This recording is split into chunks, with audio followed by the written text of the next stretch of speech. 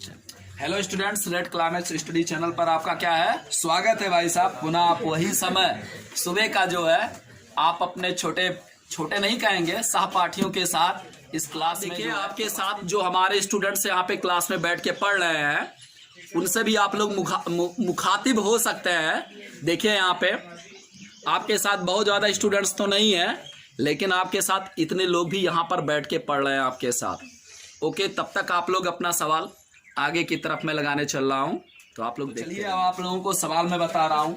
एक भाई साहब ने मधुर गुप्ता जी का एक किताब है, इंटरमीडिएट का एक किताब नहीं, उनकी वो राइटर हैं, तो उन्होंने एक सवाल पूछा है मुझसे। देखिए सवाल लिखा है कि यदि आर वास्तविक संख्याओं का समुच्चय तथा फलन जो दिया गया है function from R to R है, तो एफ सफिक्स एक्स बराबर आपका एक्स स्क्वायर दिया गया है, where x is element of R द्वारा परिभाषित है, तो आपको प्रूव करना है कि एफ बहु एक ही अंतःक्षेपी फलन है। ध्यान से सुनिए, यहां पर आपको सवाल दिया है कि आर, यहां पर दिया है आपको आर को मैंने काफी बार डिफाइन किया है। तो आर क्या है जी? वास्तविक संख्याओं का समुच्चय है। वास्तविक संख्याओं का क्या है जी? समुच्चय है। ओके, और यहाँ पर जो आपका फलन परिभाषित है तथा यहाँ पर जो फंक्शन दिया गया है वो क्या दिया गया आपका? R to R. देखिए ध्यान से, ये यहाँ पर क्या दिया गया? आर टू आर दिया गया है, और मूल फलन जो आपका दिया गया एफ सफिक्स एक्स, ये आपका क्या दिया गया है? X square, where x belongs to कितना लिखा है? आर है। ठीक है ना? ये आपका क्वेश्चन है भाई साहब। देखिए यहाँ पे बोर्ड पे, यहाँ पे function from R to R, तो आर टू आर का मतलब, ये आर का मतलब क्या हो जाएगा? डोमेन हो जाएगा, मैंने कई बार बताया है। और ये आर क्या हो जाएगा भाई साहब? रेंज। ये जो आर होता है ये कोडोमेन नहीं होता है, ये क्या होता है बेटा? रेंज होता है। तो यहाँ पर देखिए एफ सफिक्स एक्स बराबर कितना है? एक्स स्क्वायर, जहां पर एक्स किसको बिलोंग कर रहा है जी? आर से। ये सवाल मैंने बताया भी आपको, दोबारा भी समझिए, आप समझ रहे हैं ना? जहां पर अगर एक्स इज एलिमेंट ऑफ आपका आर दिया गया भाई साहब, तो आप करते क्या है, यहाँ पर कई ऐसी संख्याएं हैं जिनका मान धनात्मक और ऋणात्मक में वर्क करने पर एक ही आए। देखो जैसे यहाँ पर एज एग्जाम्पल आप उठा लीजिए, ये आपका सेट ए हो जाएगा, इट मीन्स ये R, that is called domain. Okay, ये डोमेन हो गया। यहाँ पर आप उठाइए, देखिए दो ये लेंगे, -2, यहाँ पर -1 ले लिया, 0 ले लिया, 1 ले लिया, और क्या ले लिया? 2। तो देखो इस फंक्शन में यदि आप रखते हैं -2, तो -2 का स्क्वायर करेंगे कितना आ जाएगा भाई साहब? 4 आ जाएगा, और -1 का स्क्वायर करेंगे कितना आ जाएगा? 1। तो यहाँ से आप मान लिख सकते हैं 0, 1, 2, 3, 4, इस तरीके से। यहाँ पर ऊपर भी ऐसे बढ़ा लीजिए, ठीक है ना? तो यहाँ पर केवल आप पूर्णांक ही लिख रहे हैं, जबकि आर क्या है? वास्तविक संख्या है, इसमें और भी संख्या इसमें निहित है, समझ रहे हैं ना? तो यहाँ पर देखिए, यहाँ पर कितना आ जाएगा? -1, -2, -3, इस तरीके का आपका आएगा। तो इस फंक्शन में जब आप उठा के रखेंगे, ये भी आ रहा है भाई साहब, और भी अवयव आपने यहाँ पर नहीं लिखा, इसमें भी मैंने ज्यादा अवयव नहीं लिखा है। यहाँ पर फंक्शन आप क्या कर रहे हैं जी? स्थापित कर रहे हैं। तो यहाँ पर जब यहाँ पर आप देखेंगे तो एफ सफिक्स एक्स बराबर कितना लिखा है आपका? एक्स स्क्वायर लिखा है। तो -2 का स्क्वायर करें कितना आ जाएगा आपका? 4 आ जाएगा, और 2 का भी स्क्वायर करें क्या आ जाएगा? 4। तो एक ही तुरंत खत्म, एक ही का मान तुरंत क्या हो गया? समझ रहे हैं ना? यानी यहाँ पर देख रहे हैं डोमेन के दो अवयवों का, डोमेन में 2 अवयवों का प्रतिबिंब आर में एक ही अवयव है, तो इसलिए फलन एक ही नहीं है। बात समझ में आई? इसी तरीके से -1 का स्क्वायर और 1 का स्क्वायर जब करेंगे कितना आ जाएगा? एक ही आ जाएगा। यहाँ से भी सिस्टम क्या हो जा रहा है? खत्म हो जा रहा है, समझ रहे हैं ना? अर्थात यहाँ से फलन एक ही नहीं रहेगा। अब यहाँ पर ध्यान दीजिए, 2 जानते हैं किसी संख्या का वर्ग नहीं है, 3 भी किसी संख्या का वर्ग नहीं है, लेकिन यदि आर है तो स्क्वायर रूट 2 जो रहेगा, स्क्वायर रूट 2 का स्क्वायर करेंगे कितना आएगा? 2 आएगा ना? आएगा कि नहीं आएगा? आएगा। तो इसमें कई संख्या, और ध्यान से देखिए, ये तो स्क्वायर रूट 2 का आप स्क्वायर करेंगे। लड़के देख, स्क्वायर रूट 2 मैंने लिया क्यों? क्योंकि स्क्वायर रूट 2 अपरिमेय संख्या है। क्या है? समझ रही है ना? अगर स्क्वायर रूट 2 अपरिमेय संख्या, तो अपरिमेय संख्या भी किसके अंतर्गत आती है? रियल के नंबर के अंतर्गत आती है, समझ रहे हैं ना? यहाँ पर तो ये सब मान आ जाएंगे, जितने भी धनात्मक आप यहाँ पे लिखेंगे वो किसी न किसी अवयव का प्रतिबिंब अवश्य रहेगा, समझ रहे हैं ना? बट यहाँ पे देखिए, जो ऋणात्मक संख्याएं होती हैं ये किसी भी संख्या का वर्ग नहीं होती हैं। मैंने बताया आप लोगों को जैसे स्क्वायर रूट आपने कितना लिख दिया -2, इसका आप वर्ग करेंगे तो कितना आ जाएगा -2, but square root -2 is not element of R. समझ रहे हो ना, यहां पर जब आप रखेंगे फंक्शन में तो ये जो -2 आप लिखेंगे ये आर का तो एलिमेंट रहेगा, लेकिन ये कंप्लीटली जब आप लिखेंगे स्क्वायर रूट 2 -2 तो ये आर का एलिमेंट नहीं रहेगा, अर्थात वो विकल्पित संख्या हो जाएगी। मेरी बात समझ रहे हैं ना आप? तो यहां पर क्या हो जाएगा, आप लिखेंगे चूंकि एक के लिए, मेरे कहने का अर्थ है वो क्या नहीं है भाई साहब, आच्छादक भी नहीं है। अगर आच्छादक भी नहीं है तो ऋणात्मक संख्याएं जितनी भी हैं सब छूट जाएंगी। समझ रहे मेरी बात ना? ऋणात्मक संख्याएं यदि छूटेंगी तो देखिए सेट दूसरे सेट में अवयव क्या हो रहे हैं, छूट रहे हैं, अर्थात वो किसी भी अवयव के क्या नहीं है, प्रतिबिंब नहीं है। जो प्रतिबिंब नहीं थे इसका मतलब क्या हो जाएगा, अंतःक्षेपी हो जाएगा। ठीक है ना? आप लिखेंगे एक के लिए, यहां पर देखिए आप क्या मानते हैं, आप सपोज करते हैं, मानेंगे एफ सफिक्स x1 इक्वल क्या मानेंगे, एफ सफिक्स x2। ठीक है ना? आपने माना, वैल्यूज पुट करो आप यहाँ पे, तो x1 का स्क्वायर बराबर कितना हो जाएगा, x2 का स्क्वायर। स्क्वायर पक्षांतर करो तो x1 इक्वल कितना हो जाएगा, स्क्वायर रूट ऑफ x2 का स्क्वायर। समझ रहे हो आप लोग? बोलिए। अब यहाँ पे देखिए मैंने बताया कि यहाँ पर जब आप मान रखेंगे तो यहाँ पर दो वैल्यूज, -1 का स्क्वायर करेंगे तभी 1 आएगा और 1 का स्क्वायर करेंगे तभी 1 आएगा, अर्थात x1 की जो वैल्यू फाइंड आउट करेंगे वो प्लस माइनस कितना हो जाएगा, x2 हो जाएगा। समझ रहे हैं ना? इसलिए r क्या है, सॉरी f, r नहीं लिखेंगे, f एक नहीं है, एक नहीं है। ठीक, अब देखिए आच्छादक के लिए आप आ जाते हैं,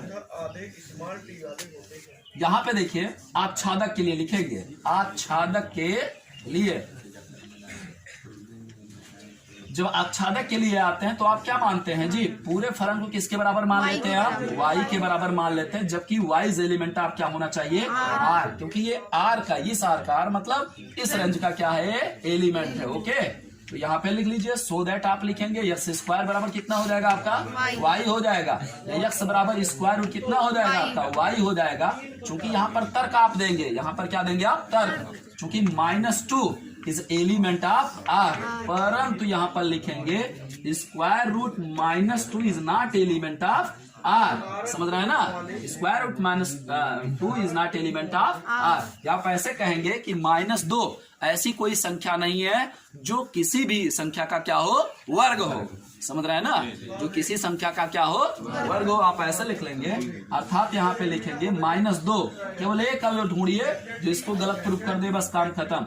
अर्थात -2 किसी भी वास्तविक संख्या का वर्ग नहीं है, वास्तविक संख्या का वर्ग नहीं है। इसलिए जो आपका f है, क्या है मेरे बड़े भाई, f आच्छादक नहीं है, f आच्छादक नहीं है। ठीक, तो यहाँ पर देखिए आपको बहुएक लाना है, तो f एकाकी नहीं है, इसलिए यह क्या हो जाएगा, बहुएक हो जाएगा। क्या हो जाएगा भाई साहब, बहुएक होगा। अगर ये आच्छादक नहीं है सो दैट क्या हो जाएगा, यह अंतरक्षेपी हो जाएगा, अंतरक्षेपी है, अंतरक्षेपी फलन है। समझ गए भैया ना? सो दैट आप एक लाइन में लिख देंगे, अतः स्पष्ट है कि इसलिए यह क्या होगा जी, बहुएक, और साथ साथ क्या होगा, अंतरक्षेपी, अंतरक्षेपी चाहे अंतःक्षेपी चाहे जो लिखे, अंतरक्षेपी फलन है।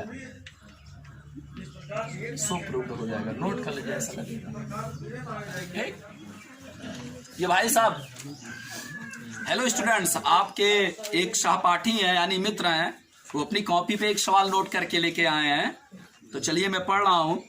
सवाल इनका लिखा है कि मान लीजिए कि f सफिक्स x इक्वल है ना भाई साहब, कि लेस देन तो नहीं है, इक्वल ही, इक्वल बढ़िया से लिखा करो। 4x अपान कितना लिखा है, 3x + 4 द्वारा परिभाषित एक फलन है।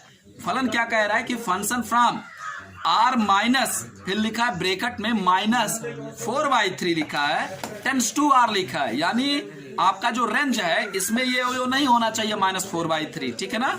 तो कह रहा है कि f का प्रतिलोम अर्थात प्रतिचित्र g फंक्शन परिसर f tends to r minus इतना लिखा है, निम्नलिखित में से किसके द्वारा प्राप्त होगा।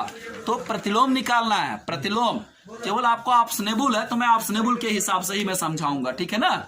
आपका ज्यादा समय नहीं लूंगा, मतलब कहने का अर्थ ये है कि यहाँ पर मैं एकाएकी, समझ रहे हैं ना, या फिर आच्छादक प्रूफ करने की कोई आवश्यकता नहीं है, समझ रहे हैं ना। तो यहाँ पर आप स्नेबुल है, यहाँ पर देखिए आपको दिया है एफ सफिक्स एक्स बराबर, लड़के देखो यहाँ पर ध्यान से, 4x अपान लिखा है 3x प्लस 4 लिखा है, 3x प्लस कितना लिखा है 4 लिखा है। और यहाँ पे अगर देखो ध्यान से, अगर यहाँ पे ऑप्शन जैसे चारों में तो आपने ऑप्शन लिखा है, अगर यहीं पे एक ऑप्शन होता इनमें से कोई नहीं, तब आप वो लिखते कि ये एकाएकी है कि आच्छादक है, समझ रहे हो ना। अभी मैं ऑप्शन भी लिख दे रहा हूँ यहाँ पे सवाल में। यहाँ पर दिया गया फंक्शन फ्रॉम, देखिए r माइनस लिखा है -4y3, ठीक है ना, टेंस टू कितना लिखा है अरे लड़के बोल मत, ये जो आपका होगा ये क्या होगा आपका डोमेन रहेगा, समझ रहे हैं ना, और ये क्या होगा आपका रेंज रहेगा। ये समझिए डोमेन में कौन सा अवयव नहीं है, -4/3 नहीं है, ध्यान से समझिए। अर्थात जो आप यहाँ पर x की वैल्यूज आप पुट करेंगे उसमें -4/3 नहीं है। इसके अलावा जितने भी एलिमेंट्स हैं रियल नंबर्स में सब यहाँ पे क्या कर सकते हैं आप पुट कर सकते हैं, ठीक है ना फंक्शन में। तो यहाँ पर आपको कह रहा है और दिया गया f का प्रतिलोम, f का प्रतिलोम, प्रतिलोम देखो यहाँ पे कह रहा है कि g, f का प्रतिलोम क्या है जी, g, अर्थात g दिया गया है, g दिया गया है, g क्या दिया गया आपका परिसर f, ये जो परिसर f आप लिखे हैं ना भैया, f नहीं होना चाहिए, यहाँ पे परिसर r होना चाहिए, f ही है, तो f का मतलब क्या बोलेंगे आप, फंक्शन नहीं, f का मतलब फंक्शन नहीं होगा। यहाँ पे देखो जब ये गलत दिया है, परिसर r होगा यार सवाल, ला कहाँ दिया,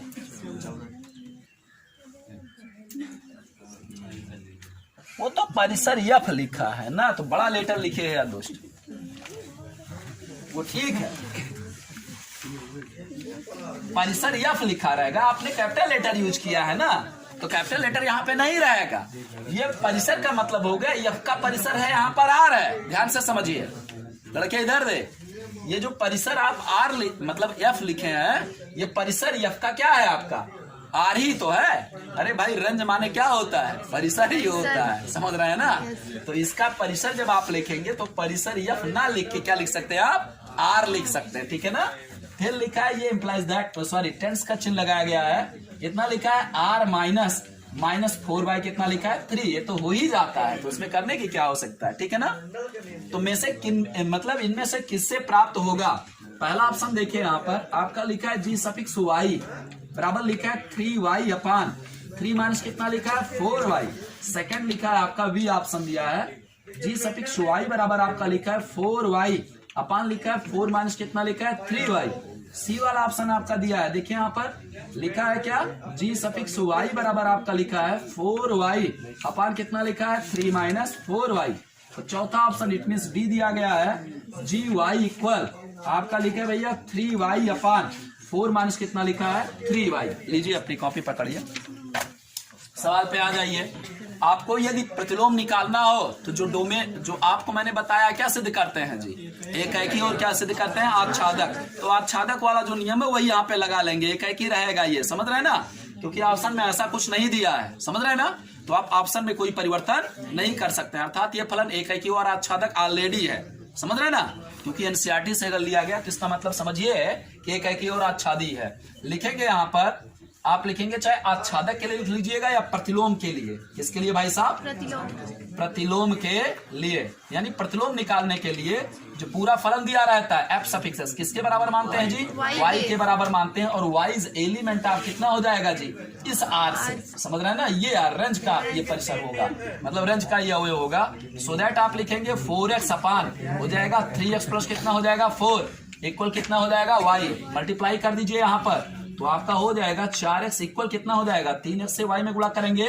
3xy और प्लस देखिए 4 से y में गुणा करेंगे कितना हो जाएगा 4y। ठीक, ये इधर ले आइए आप तो आपका हो जाएगा, देखिए यहाँ पर लिखेंगे 4x माइनस कितना हो जाएगा 3xy इक्वल कितना हो जाएगा 4y। यस दोनों में से क्या ले लेंगे आप कॉमन लेंगे तो क्या बचेगा 4 माइनस कितना हो जाएगा 3y इक्वल कितना हो जाएगा 4y। इधर पक्षांतर कर दीजिए सो दैट x बराबर आपका कितना हो जाएगा 4y बटे में 4 माइनस कितना हो जाएगा 3y। देख रहे हैं यहाँ पर x बराबर कितना आ गया आपका 4y बटे में 4 minus 3y। So that f inverse या g अगर बोला है so that g suffix y बराबर आपका कितना हो जाएगा यही चीज आप लिखेंगे 4y बटे में कितना हो जाएगा 4 माइनस कितना हो जाएगा 3y।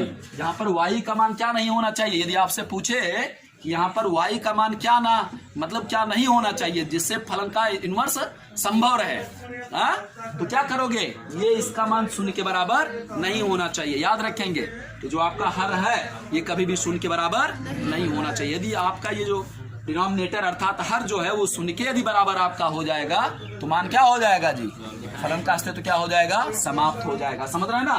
तो यहाँ पर यदि आपको पूछे इसके साथ साथ y की वैल्यू मतलब क्या नहीं होनी चाहिए तो आप सीधे 4 माइनस 3y किसके बराबर रखेंगे जी 0 के बराबर।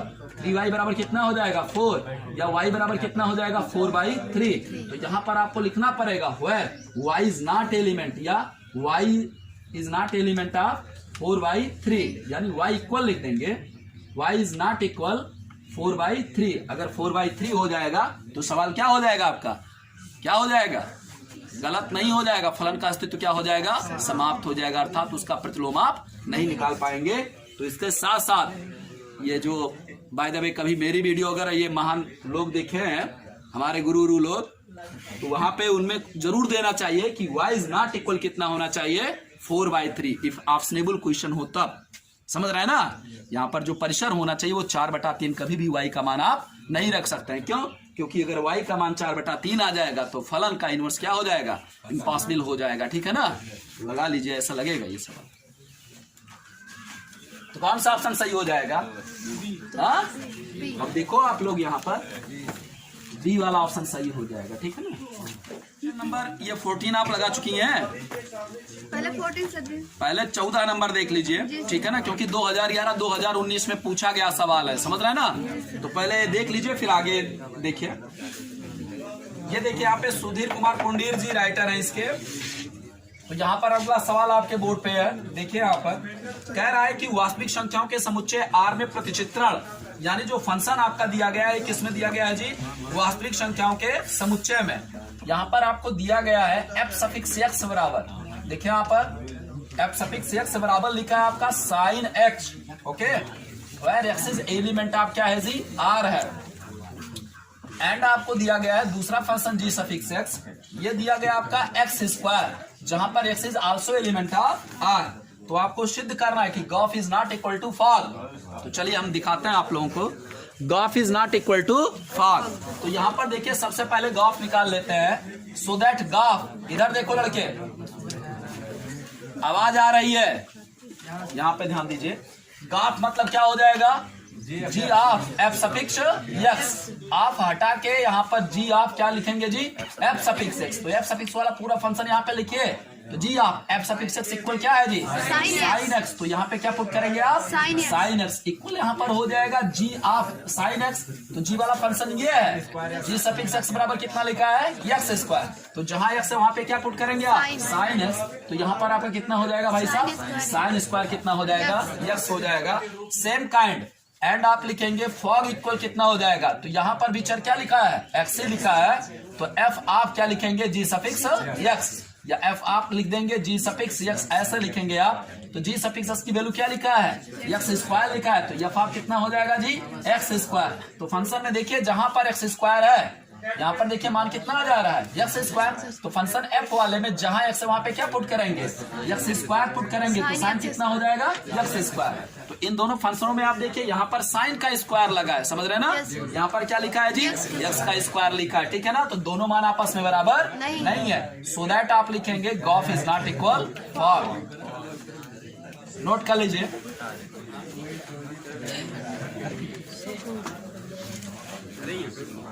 प्रूव्ड हो गया आपका सवाल।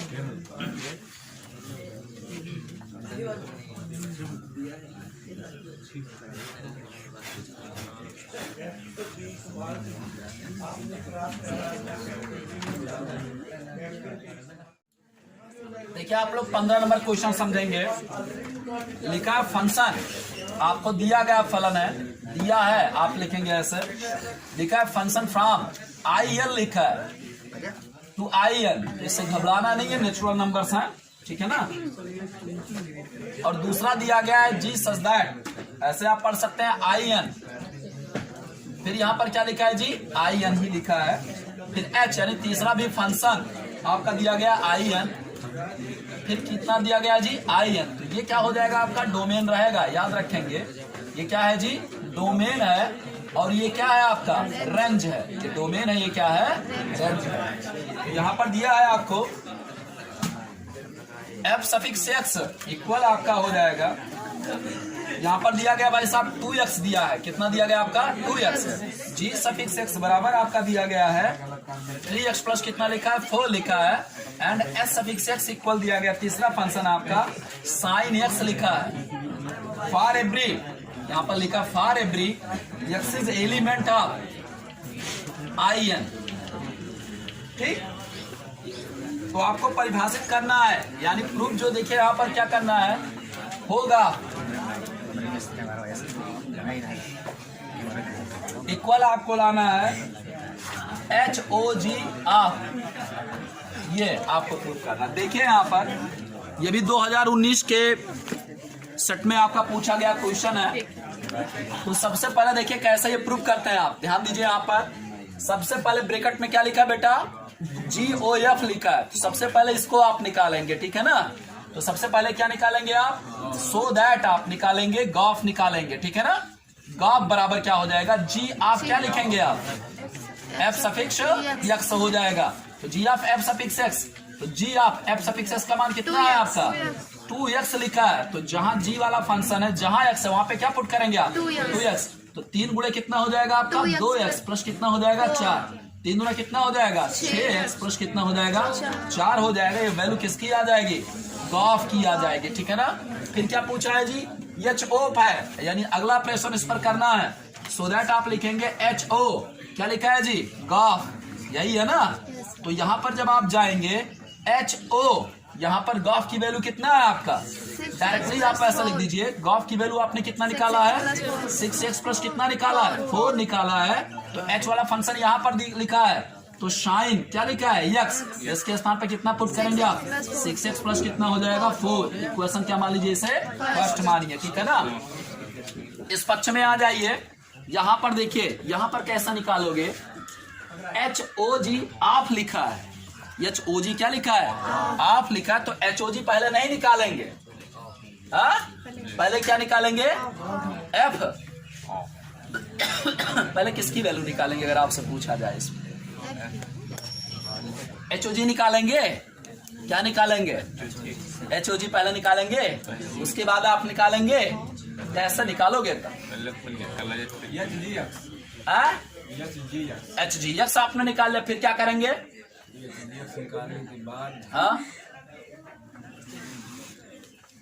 HGX बाय द वे आपने निकाल लिया। देखिए जैसे H है, GX आपने रख दिया तो कितना हो जाएगा HGX, तो साइन कितना हो जाएगा 3x तो होगा वहां पे, फिर क्या करेंगे ऑफ लिखा है, तो F सफिक्स x क्या लिखा है आपका 2x लिखा है ना, 2x लिखा है, तब कैसे मान रखोगे उसमें, बोलिए।